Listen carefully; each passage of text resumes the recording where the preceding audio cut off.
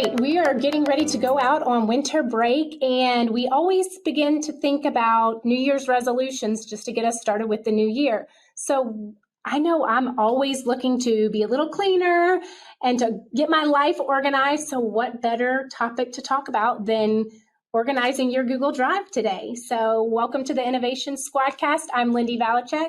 I'm Pam Hubler. And I'm Nicole Lapointe. So, people have even said, maybe I've met with a teacher or a coach or something, and they said, I just can't find it. I don't know where it is. And so that was always a good opportunity for us to say, hey, have you tried? And then we have all these tips that we're going to discuss with you. So I know one of the things I love Google Drive for is because all of my documents are in one place. So Pam, we are always talking about Google. Why do people need to be using Google Drive? I think one of my favorite reasons, and I think of experience by working with other teachers when they go to get something and their computer has been removed and they had it wiped, and then they don't have their information because it was saved on their desktop. So desktop, that goes away. Or if you're using a Chromebook, they don't speak to each other unless it's in Drive. So you can log in on a Chromebook and you can see the same stuff that's on your computer, Google Drive, or using the hard drive on your computer itself. When you're at home, you can't access that. So we just want to be able to go to the one-stop shop, which Google Drive is. I like to call it the file cabinet of Google. Yes, this is taking me way back, but I can remember emailing myself something so that when I got home, I could work on it at home from my home computer. You don't have to do that anymore. Just save it to Google Drive, and it doesn't matter what computer you open it on. Even your cell phone. I don't know how many times somebody has emailed and said, hey, or text messages, do you have this? And you pull it right up on your phone and you're able to share it right away. Mm-hmm. And it's great for the students. We've worked Help Chat, and even parents were getting on and saying, but I'm on my computer. And we would say, it's okay. It's so easy, log into your student's Google account and then there it is. So it's great for everybody, students as well. Absolutely. So let's talk about some of our favorite organization tips. I know one of the ones I want to start with is on that priorities page.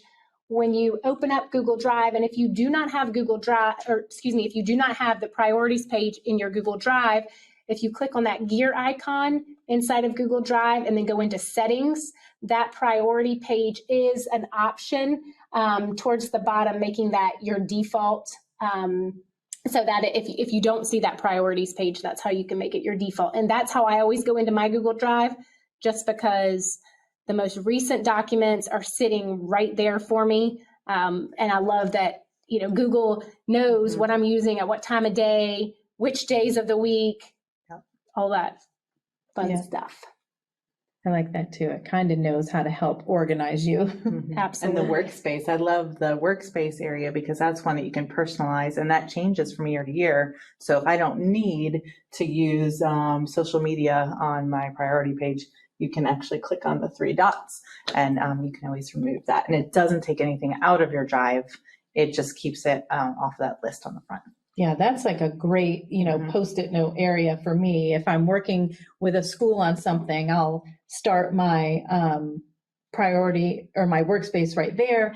And then the great thing about Google is they'll see something I'm working on and suggest, hey, do you want to add it here? Oh, yes, thank you, Google. Yeah, absolutely. And, important, frequently used files, put them there for the time being and then remove them. Again, like Pam, you said, it doesn't delete them. It just removes them from basically your bookmark, because it's just a nice way of bookmarking it. How can teachers utilize this for their classroom? We had a teacher saying how they would set it up according to their blocks. So let's say third block, was an AP class, different than second block. They could add all the information they needed for the day or for the week or, whatever they needed in there. So I'm not sure how you've seen other teachers using it. And if you're in elementary or you're subject specific, you can have it that way or by units, depending on how many. If you only have one set of class you're self-contained, then maybe just by, there's lots of different ways you can organize it. Right. Yeah. And coaches, any kind of support staff or administrators, I think of when you think of the different aspects of your job, you know, having a different workspace for parent events or for coaching cycles, or, you know, kind of going through. And then when you're finished with that parent event, you can, again, just remove it. Right. So. Well, I know one of my favorites for organizing, and I think y'all know what I'm about to say, right? Oh boy. Emojis. Oh yes.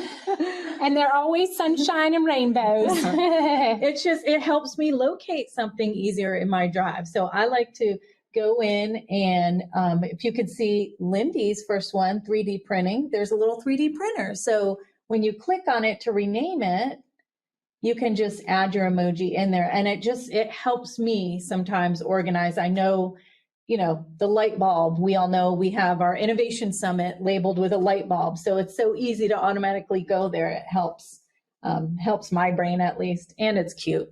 I mean, who doesn't love an emoji, right? And there's a shortcut for emojis to pop up on your screen if you're using your laptop.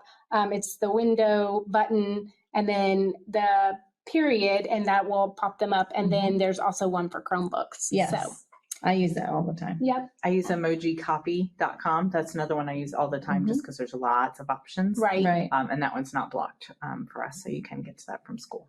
Yep. Nice. Yeah, the shortcut one has more of your basic ones. Right. So. And then one of the other things I know that, Nicole, you love is putting numbers. And so if you have it in alphabetical order, organized alphabetically, then if you add a number to the front of it, it doesn't matter what letter it starts with because it pulls from the number and it will add it to the front of the folders. And I love that because I want the folders that I'm using all the time to be right there at the beginning where I don't have to search for them. That's how mine is too.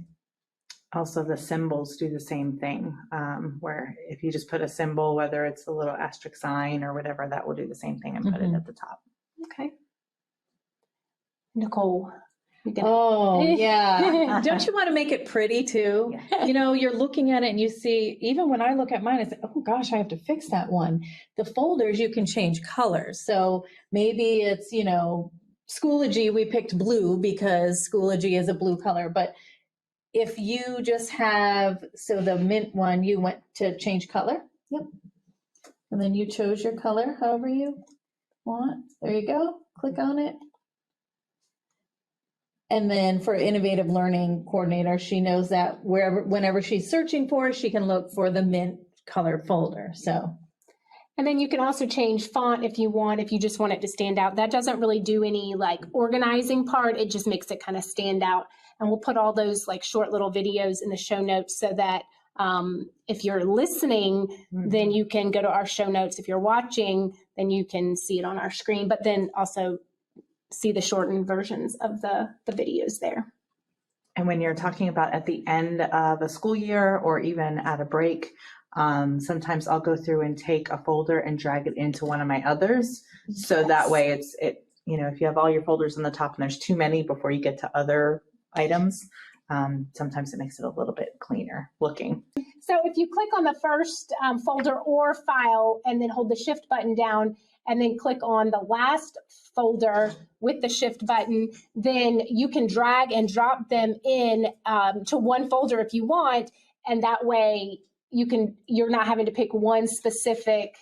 There you go. Little help from our assistant over there. And see, now I can drag and drop them. So if I wanted to drop them in here, I just have to let go and they would all go in that one folder. Kind of the same thing too. You can click on the first one, and then if you hit the control button, you can select all of the ones that you want, and you don't have to select all of them. And then you can drag and drop them in, just like we were showing you on the last one. I like that because then it doesn't have to necessarily be in order in order for you to drag it. I like that into too. another spot. There you go. Yeah. So, and one of the things, and I think we heard it on Casey Bell's one of her podcasts, that using numbers, so thinking about organizing things for like your Google Classroom, but it's still in your Google Drive, being very specific in how you're naming conventions. So if it's an assignment or something that goes with a specific class, adding those things to your naming of the different docs is going to help you locate stuff easier when you're searching for it, especially in the future, or if you have students that are searching for it too. My child better. Another way to bookmark items is by using that starred feature on the left-hand side. You can click into starred. And I like to tell people, don't put a bunch in here, because the more stuff you put in here, then it kind of defeats the whole purpose of using the starred folders. Yeah, so it's like some of those important ones that you know you need to find, or you know you're always going to be working on. And like you said, once you click on your starred folder, those are the ones that you have starred, and you know those are the ones you're constantly going to. So. And I love that you can put folders in here. So there's the kind of difference between the workspaces versus the starred. You can't do folders, you can only do files. And this is kind of another bookmarking system. You can star folders and files, and just by right-clicking on whatever the file or folder is, and then going down to, this one says removed, but starring that folder or file. Another thing I like is where if you click on that little eye with the circle, then you can find out more information about whatever folder you're in. So you can find out the details, the activity, who it's shared, and that's just kind of an easy way to organize, especially you know that you're the one that owns it, or if it's just yours. So if you move it around, it's not going to cause any issues for anybody else. Right. And who has access to it. Yeah. What access they have. Right. I also like that you can see when it's been modified and who modified it. So if it's with our team, there's several of us. So who's the last one that was modifying something? Right. And then do y'all use this little add description? I have just recently started using that when I create a folder for a specific school, because sometimes I don't want to put in the title of the school for that folder. If it's 3D printing, I might just do 3D printing, but down in this description area, have started adding like the school name or anything to remember, that's a good or tip. if a school has sent it to me. Yeah. Because then the titles in your folders could get super long, or you'd have, 3 that are DFE, 3D printing, DFE, makerspace, whatever. I like that. That's a good tip. I can imagine that would make it easier for searching, because the advanced search and drive, I know you were going to mention that as far as what you like about that, that would really help with searching for a specific thing. Absolutely. And then also, while we're on that info, the activities, how often do you all get the email or the panic phone call that I shared this folder with somebody and now all of the files are missing out of my folder? Right. I didn't delete them. So here's that easy way of locating who deleted, moved, whatever, just by going to that activity, and you can quickly look and see who has made changes to that folder or file. And I was trying to find one that I could of course look. So I made all these changes, but it shows here who uploaded an item, and then if you give somebody access or if something's been deleted, it has the strike through line so that you can locate those. So as organized as I like to try to be, I love a good search.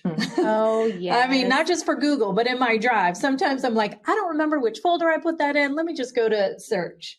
Absolutely. So the advanced search, if you click on off to the right-hand side on the search bar inside of your drive, it will give you some more advanced searches. So you can type in like Google or whatever you want, or maybe you don't even remember the title of an item that you had created or somebody had shared. And you have all different types of advanced search options, the type, who owns it, where it possibly is, if you have shared it with somebody, or if you have any follow-ups where you've assigned somebody a task or anything like that. So I also love the advanced searches. And one of the things that I think people don't realize is when it searches, the first set of files that it pop up are the name, like if I search Google, anything with the word Google in it. And then it starts searching within your document the word Google. So it's going to give you lots of different items. So the more specific you can be.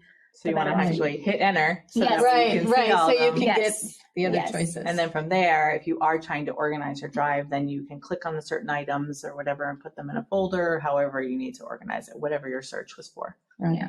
And then also with the searching, now you can search using just the Omni box and anything that, if I searched Google in the Omni box, any of my documents, especially recently used, will pop up at the very bottom so that I'm able to locate those items.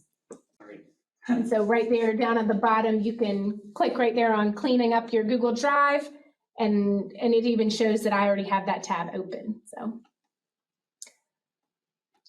can you ladies think of anything else that we have not touched on? Any shortcuts or anything like that that you think anybody might need to know? I'm always about some shortcuts. Right. Shortcuts. I know one of InDrive, a shortcut. One of the ones I like is that preview mode, where if you're clicked on an actual document and then you just hit that P, instead of it opening all the way up, it will pop open a preview, so you don't have to it takes forever to load if you're not sure if that's what you want. That is that's one of the ones I use probably the most. And then the other one I use quite a bit is the Shift Z. When I'm clicked on to a document that I want in multiple folders. Yes.